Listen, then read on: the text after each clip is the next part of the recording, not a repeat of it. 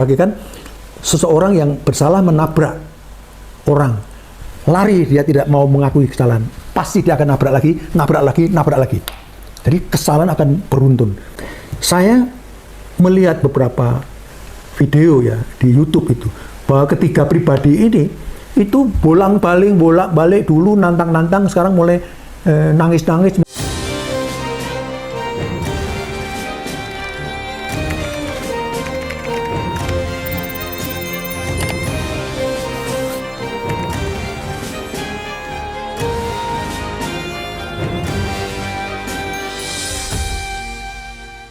Hai semuanya, selamat datang di Sinergi Update. Bagaimana kabar kalian guys? Semoga kita semua selalu diberikan kesehatan dan juga keselamatan dari Tuhan Yang Maha Esa.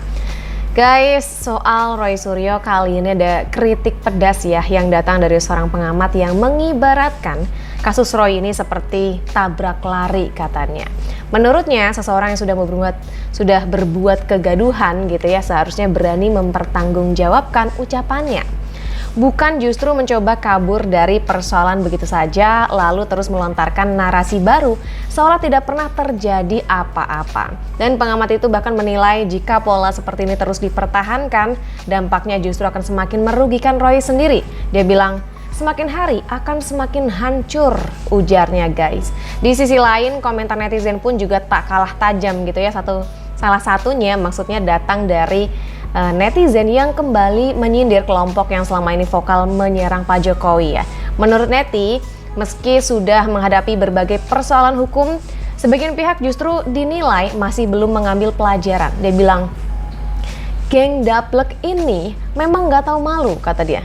Sakitnya belum sembuh-sembuh, mulutnya ternyata masih juga nggak bisa dijaga. Katanya kurang lebih seperti itu guys. Dan lebih jelasnya ya kita akan dengarkan langsung bagaimana kritik pedas ini dilontarkan oleh seorang pengamat sekaligus juga netizen berikut ini. Bagi kan seseorang yang bersalah menabrak orang, lari, dia tidak mau mengakui kesalahan, pasti dia akan nabrak lagi, nabrak lagi, nabrak lagi. Jadi kesalahan akan beruntun. Saya melihat beberapa video ya di YouTube itu, bahwa ketiga pribadi ini itu bolak-balik dulu nantang-nantang, sekarang mulai nangis-nangis minta tolong supaya ijazah ditunjukkan dan sebagainya.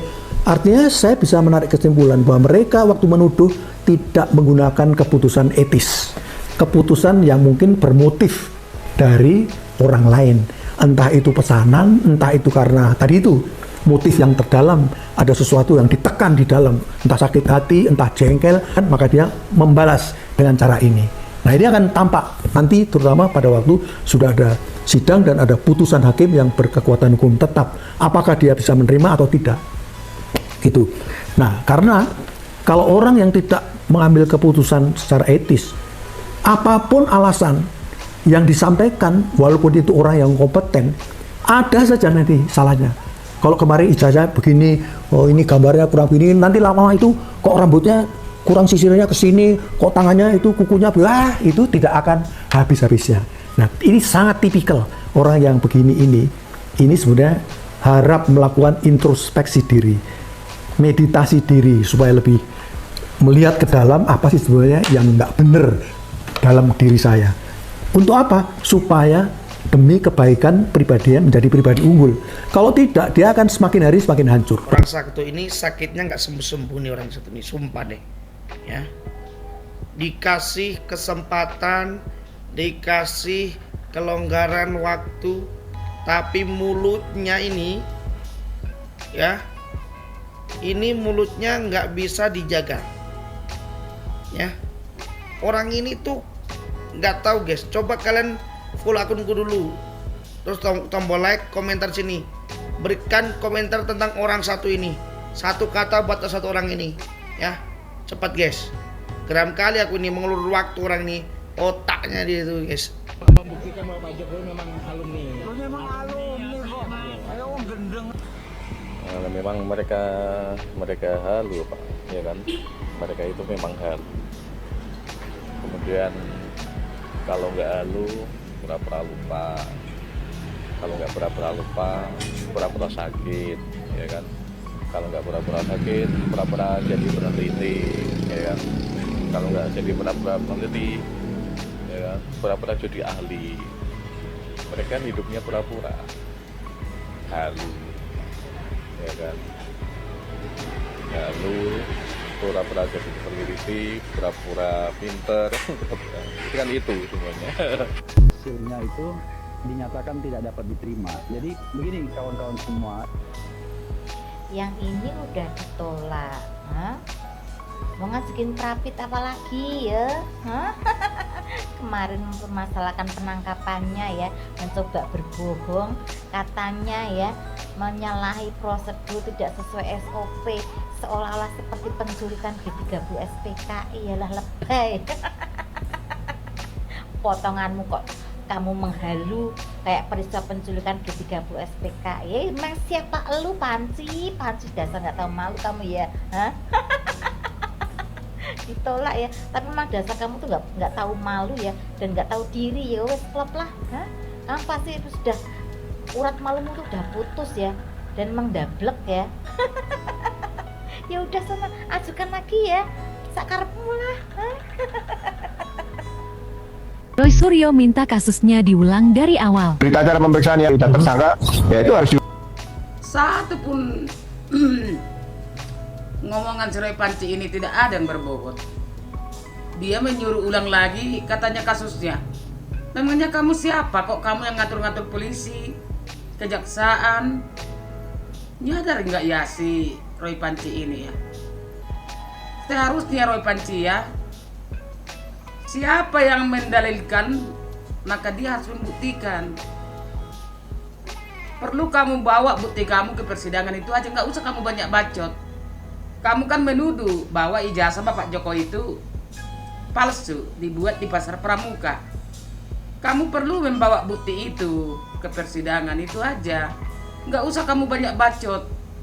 Soalnya apapun yang kamu katakan di sosmed ini tidak akan ada guna itu.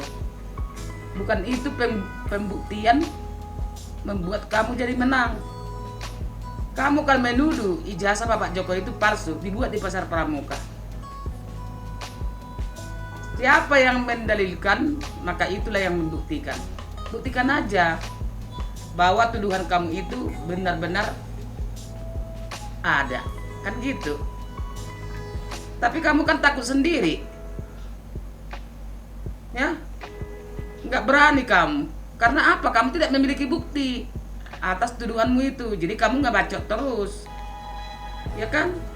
Yang kamu bilang ditangkap pas ke 30 SPKI caranya menangkap kamu, padahal baik-baik aja kamu ditangkap, nggak ada kamu diapa-apain, wajar-wajar aja itu.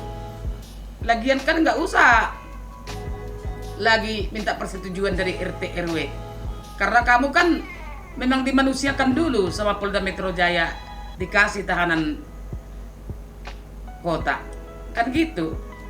Jadi mau kapan pun kamu jemput ya hak mereka, karena kamu masih ditangani mereka. Harusnya dari awal juga kamu sudah ditahan, tapi karena Polda Metro Jaya memanusiakan kamu, makanya kamu dibikin tahanan kota, kan gitu. Jadi kamu banyak gak bacot terus kamu. Kemana pun kamu pergi tidak akan ada bisa menolong kamu, karena perbuatanmu itu udah sangat fatal.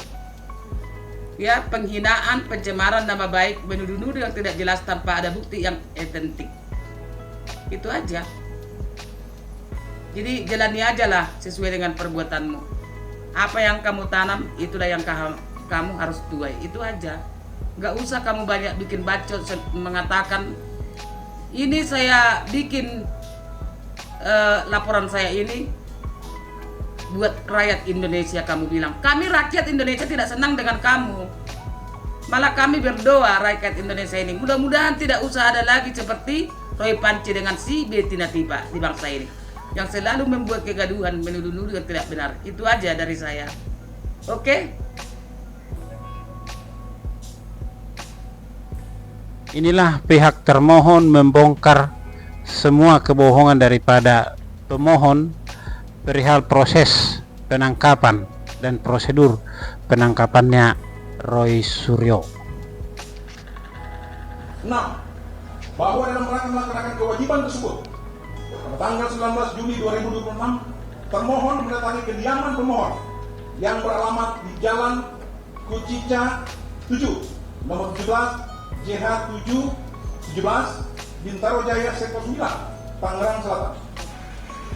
Sebelum pelaksanaan tindakan dimaksud, termohon telah dilengkapi dengan surat penetapan izin penggeledahan dari Ketua Pengadilan Negeri Tangerang bernomor 49/pen-pit. Nah, katanya nggak ada surat dari pihak pengadilan. Tertanggal 13 November 2020. Nyatanya ada. Surat perintah penggeledahan rumah dan tempat tertutup lainnya nomor SP geledah garing rumah titik tap titik 373 garing Romawi 6 garing res titik 1 titik 24 garing 2026 garing di Treskrimum Polda Metro Jaya tanggal 19 Juni 2026. 7. Bahwa setibanya di kediaman pemohon, termohon terlebih dahulu berkoordinasi dengan 2 orang petugas keamanan lingkungan setempat sebagai saksi, kemudian memperkenalkan diri sebagai anggota Kepolisian Negara Republik Indonesia, serta menunjukkan surat tugas penetapan izin penggeledahan. Ternyata minta izin dulu kepada pihak pemerintah setempat, ya, dan ada saksinya. Mempersilahkan termohon memasuki kediaman pemohon, sehingga serangkaian pelaksanaan tugas penyidikan yang dilakukan termohon, khususnya ketika memasuki rumah tempat kediaman termohon, telah dilakukan secara terbuka dengan disaksikan oleh 2 orang saksi dari lingkungan setempat. 8. Ya, Bahwa setelah ada saksi kan dari lingkungan setempat, berarti bukan kayak seperti G30 SPKI dong ya, yang main dobrak-dobrak. Ini pakai ketuk pintu dibukain. Beserta administrasi pendidikan yang berkaitan dengan tindakan tersebut, kemudian melaksanakan penangkapan terhadap pemohon sesuai ketentuan Kitab Undang-Undang Hukum Acara Pidana. Namun demikian, pemohon menolak membuka tanda tangan pada administrasi pendidikan yang telah diperlihatkan tersebut. 9. Nah, bahwa selanjutnya termohon membawa pemohon dia yang menolak ternyata. Guna melanjutkan administrasi pendidikan. Menolak membaca surat penangkapan itu. Berita acara penggeledahan dan berita acara penangkapan serta memberikan kesempatan kepada pemohon untuk membaca dan menandatangani dokumen tersebut. Akan tetapi, pemohon tetap menolak membuka tanda tangan sehingga termohon membuat berita acara penolakan menandatangani sebagai bentuk pencatatan administratif atas penolakan dimaksud. 10. Bahwa setelah itu termohon memperlihatkan surat perintah penahanan beserta berita acara penahanan kepada pemohon dan penasihat hukumnya serta memberikan kesempatan untuk membaca dan menandatangani dokumen tersebut. Namun demikian, baik pemohon maupun penasihat hukumnya kembali menolak membuka tanda tangan. Atas penolakan tersebut, termohon membuat berita acara penolakan, menandatangani dan selanjutnya menerbitkan surat pemberitahuan penangkapan dan penahanan beserta lampirannya kepada keluarga pemohon sesuai ketentuan administrasi penyidikan. 11.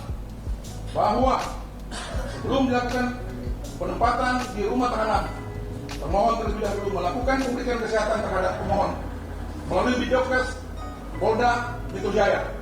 Selanjutnya berdasarkan hasil pemeriksaan lanjutan di Rumah Sakit Polri Kramat Jati, pemohon menjalani perawatan inap sesuai rekomendasi dokter. Setelah kondisi kesehatan pemohon dinyatakan memungkinkan untuk melanjutkan proses hukum, termohon melanjutkan proses penyidikan sesuai ketentuan yang berlaku. 12. Bahwa setelah seluruh persyaratan administrasi penyidikan, tersangka dan barang bukti dinyatakan siap, maka pada tanggal 22 Juni 2026, termohon menyerahkan tanggung jawab atas tersangka beserta barang bukti kepada penuntut umum atau penyerahan tahap kedua, sebagaimana diperintahkan dalam pasal 8 ayat 3 huruf B Undang-Undang Nomor 8 Tahun 1981 tentang Hukum Acara Pidana. Nah, begitu ya. Jadi penangkapan itu adalah bagian dari penyerahan berkas, barang bukti, alat bukti, dan tersangka kepada pihak kejaksaan. Jadi sudah waktunya diserahkan, makanya Roy ditangkap. Jadi tidak ada penahanan. Ya. Kemudian si Roy bilang bahwa penangkapan dia itu seperti proses G30S, ya. proses G30S kita tahulah filmnya dulu ya. Nah ternyata dalam hal ini adanya pemerintah setempat, adanya saksi, diketoknya pintu, masuk baik-baik, dikasih surat penangkapan, dia nggak mau buka, dia tidak mau baca, tidak mau tanda tangan, berita acara dia tidak mau, semua dia tidak mau ya. Padahal ini tersangka harus diserahkan ke pihak kejaksaan karena berkas sudah lengkap ya. Kalau berkas sudah lengkap ya tentu barang bukti dan tersangkanya juga harus diserahkan ya.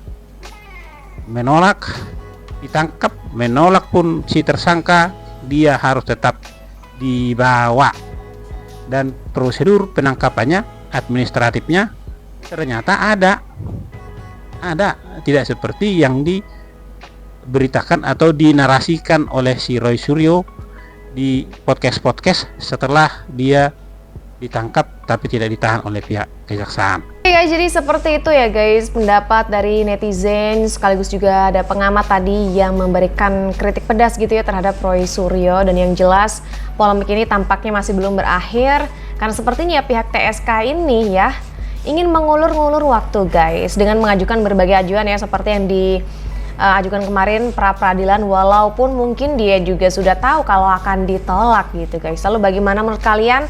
Apakah kritik ini mengibaratkan memang betul gitu mungkin yang disampaikan oleh pengamat tadi bahwa kasus ini seperti tabrak lari gitu ya, dan apakah perumpamaan itu tepat menurut kalian? Oke guys, bagaimana menurut pendapat kalian? Silahkan tulis pendapat kalian di kolom komentar ya. Jangan lupa juga untuk like dan subscribe channel Sinergi Update. Sampai jumpa di video-video update lainnya. Bye.